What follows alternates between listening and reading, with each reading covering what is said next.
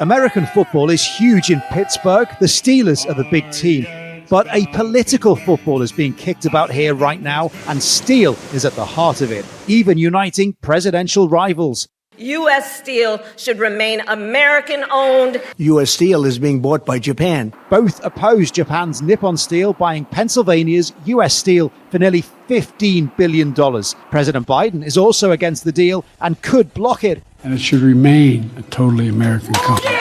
Citing national security concerns, even though many here want it to happen, including US Steel itself, which employs 3,000 people in the Mon Valley and says no deal could lead to thousands of job losses, plus local councils. We already have a tiny economy. To lose our biggest employer would be absolutely devastating.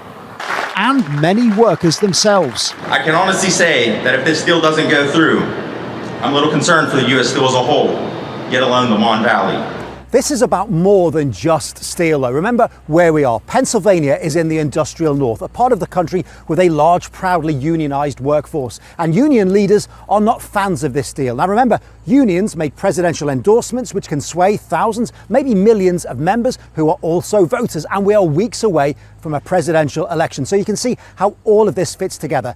Add to that, the Pennsylvania is the big prize that both sides are desperate to win. The USW Steelworkers Union has 50,000 members here in Pennsylvania, 800,000 nationally. If there is support for this deal, why does the union not like it?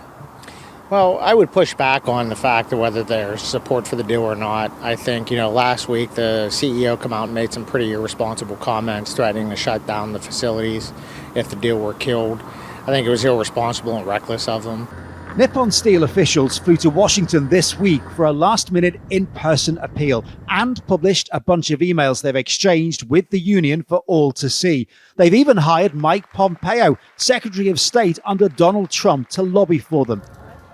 The halls of power and the presidential campaigns may be a world away from the heat of the steelworks, but they are colliding now to decide the future of one of America's oldest, most iconic industries. Phil Lavelle, Al Jazeera, Pittsburgh, Pennsylvania.